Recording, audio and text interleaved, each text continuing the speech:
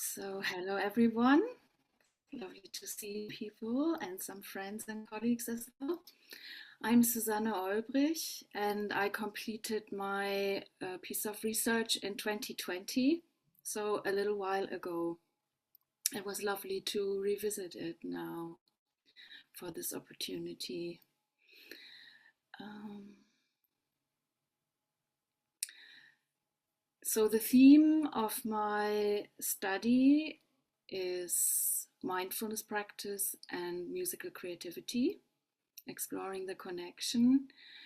And the background of this is, just bear with me for a second.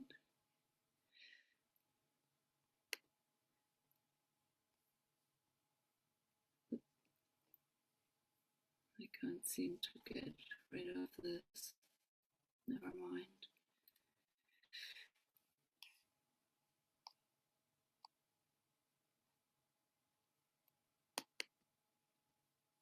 Okay, I can't seem to get rid of this thing there, so it might stay. So the background of my research is or was and has been my lifelong fascination with creative processes. As an independent music educator, I've been interested in the creative processes of my piano students and of the workshop participants who come, and also how can I support people of all ages and backgrounds in their musical expression. And then in my own creative work as a performing and composing musician over the years, my interest has been in how can creative processes, how can they be nurtured, how what gets in the way. Very fascinating observations. And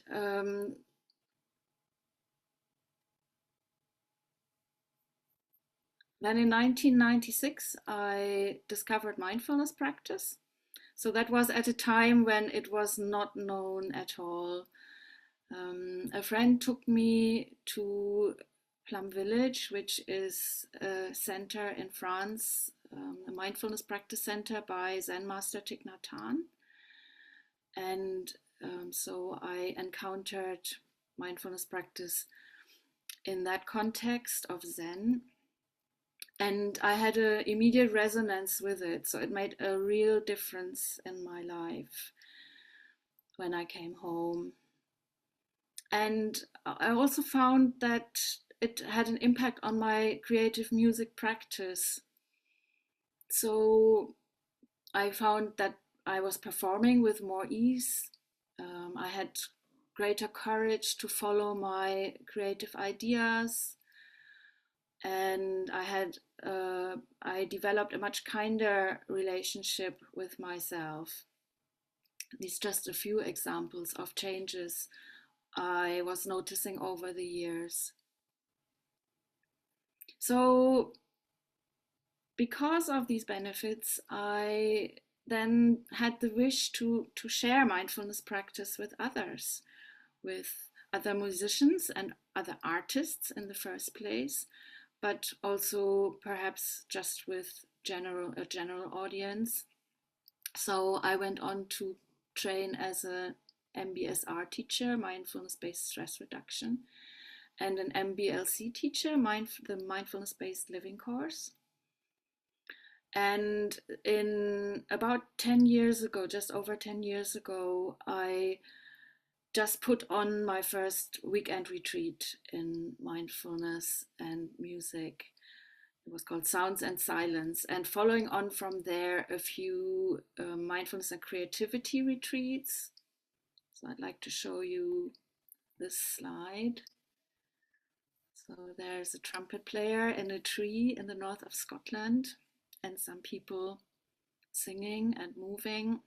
So that was the first mindfulness and creativity retreat I offered together with colleagues. And so there was a real curiosity, would mindfulness practice also benefit others in their creative expression? So I was delighted when I then had the opportunity to research this academically.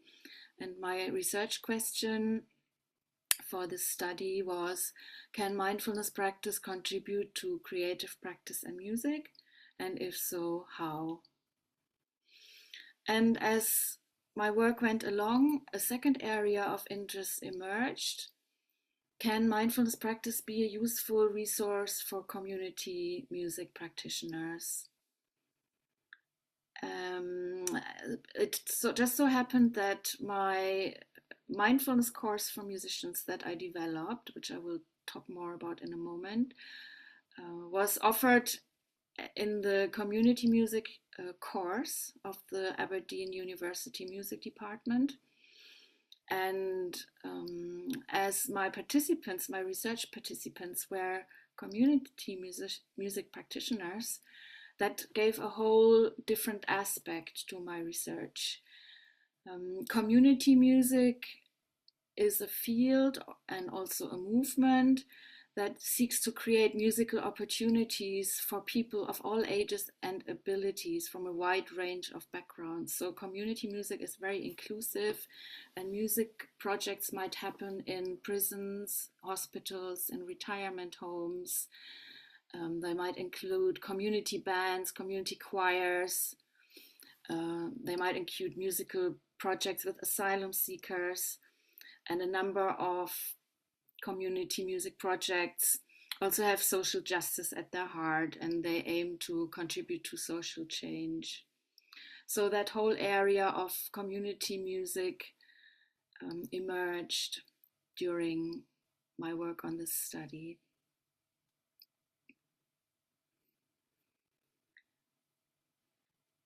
I was interested in hearing people's experiences. I wanted to produce a rich and nuanced understanding of my 7 research participants' subjective experiences. So this is the methodology, and I'm wondering still whether this, just bear with me for a moment. Yeah, that's it. So you can tell I'm not doing this too often, Zoom presentations with a PowerPoint. So I was interested in people's life worlds through their eyes. And so I developed an 8-week mindfulness course for musicians and was able to teach that to community music students in Aberdeen. And then I went on to gather data through triangulation of focus groups, personal interviews, and also through anonymous evaluation forms from the mindfulness course. So I did a pre-course. I did a semi-structured focus group, a group interview, a group discussion. Then there was another group discussion focus group after the course was finished. And then I found 3 of the course participants who were willing to do personal interviews with me, where it was possible to go a bit more into depth of their experiences. And finally, I used also the course evaluation forms because they, of course, were given anonymously. And so my hope was that if participants were holding back with statements in personal interviews, they might be able to write them down in the anonymous forms. And then I analyzed my data through a thematic analysis. And this was my thematic map.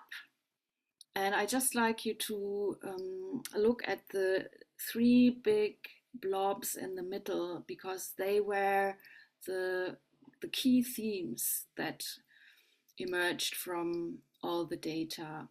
One is presence, and one was mindful moments, and one was taking care of emotions. So these were the themes that were brought up most often in the conversations and forums. And then each theme had sub themes like presence. One aspect of presence was focus. One aspect of taking care of emotions was balance and relaxation, and so on. And unfortunately, we can't look at all these in detail, but I would like to give you a few examples.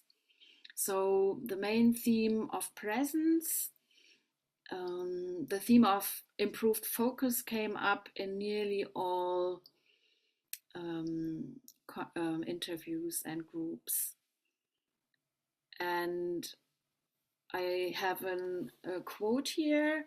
All the names are anonymized, so people had different names. So let's call this young musician Sue, who was a violin player. And she said, I think I'm a lot better now at staying focused on the music while I'm playing, which is always, a good thing, because you pick up on things and you're much more aware of technique and how you're playing than you would be otherwise when your mind is wandering. You're more aware of how you're playing it, so then you're more open to playing it in different ways, or experimenting more, I suppose, instead of kind of switching off and just playing the notes that are there, which makes it more creative. So I thought that's an interesting quote because it brings up mind wandering. And if any of you listeners are musicians, in the traditional sense of practicing an instrument, then you are familiar with repetition. So when musicians practice, there is a lot of repetition in order to learn certain techniques or certain phrases in the music. And so repetition after a while gets boring for the mind, and the mind starts wandering. And as musicians, then we lose our presence. So we're not in the music as well as we could. And so Sue stated that the mindfulness practice gave her more focus to stay with the music and therefore being able to be more creative in her expression. The mindful moments were a quote that was used by the students a lot. So they really liked to refer to mindful moments as in taking a few conscious breaths and just pacing oneself instead of rushing through, say, teaching or rushing through a day. So they liked the mindful moments a lot. And one of the aspects of the subordinated aspects of the mindful moments where they allowed people to respond more consciously. So Linda said about leading a workshop, it's managing yourself in those situations. That was about a challenging situation that came up in a group teaching. It gives you a moment to kind of go, okay, I can feel the heat rising, even if it's just a few breaths, to go, what are my choices in this moment, rather than kind of go, that's awful, that shouldn't be. Giving yourself a moment to work that up into what might my options be here. So just herself coming back to her breathing, a few breaths allowed her to consider how to respond to this situation consciously. And the third important theme was taking care of emotions. The term that's often used in mindfulness research is emotion regulation, but I consciously chose to phrase it in this way, taking care of emotions. Sounds less technical and more of what we're doing when we're mindful. We're taking care of our emotions. And several things came out of that, and one of them was confidence. So, this one example is by Martin, who was a young composer. He said, I was more comfortable maybe going between genres or going to stylistic choices I maybe wouldn't normally make. I think mindfulness definitely helped with me thinking more deeply on making the music more for myself and less thinking of what other people would think of it. Yeah, I was definitely less concerned on necessarily doing things right. And so I'm doing things the way I want to do them.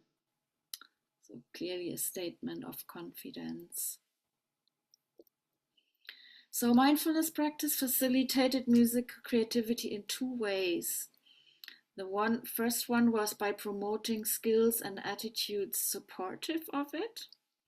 And second, by mitigating conditions and attitudes hindering it. So again, I just say one or two things as examples. So we already heard about the focus. So the second one is a good one. Fine-tuned awareness of movements and sound production led to greater involvement with the music and to new possibilities for expression and interpretation, both on and off stage, so while practicing and while performing. And the last one, maybe also participants experience more emotional resilience to meet fears, uncertainties, and difficulties arising during creative processes, because creative work is working with the unknown. And of course, lots of uncertainties and fears might come up. And fears was what mindfulness practice seemed to help with also. So there was reduced performance anxiety that led to enhanced performance creativity. Linda, who I quoted earlier, was able to come off medication for performance anxiety. So I think that's a wonderful result. And there were lots of novel findings. So the findings I quoted so far were in keeping with the literature, but also my study found a few new things in relation to community music. And so, for example, with improved awareness of selves and others, community musicians felt more attuned to individual and group needs. This supported their teaching more coherently and responding more skillfully. And there were a few other examples, and I apologize because I'm running out of time. So, just going to the conclusion here. So, mindfulness practice appears to support creative music practice in a number of ways that we heard a few examples of. Mindfulness practice appears to be a valuable resource for community music practitioners. Participants who engage more consistently, who practice in between course sessions, experience more significant positive outcomes. But even those with limited engagement reported some insights and benefits. However, a few people dropped out of the course, and that might, and I think that's a common thing, as mindfulness teachers can affirm. There's usually 1 to 3 dropouts in a mindfulness course, and so it's not that cure all that it is sometimes presented as in the media. It suggests that mindfulness might not be appealing or effective for everyone in all circumstances. I think there needs to be an interest in contemplative practice, in slowing down. And also, for example, in acute life trauma situations, mindfulness practice might not be the right helpful thing to do at that time.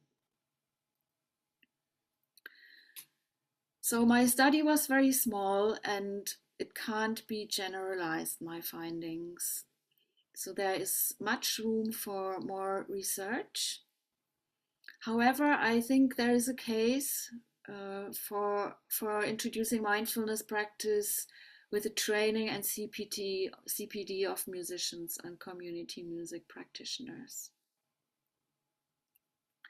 And finally, this is my website. I'd love to hear from people if anyone in the audience is interested in this combination of creativity and mindfulness practice. There's a contact form on my page, and please do be in touch. That would be lovely to hear from people if you have questions or comments. Thank you very much.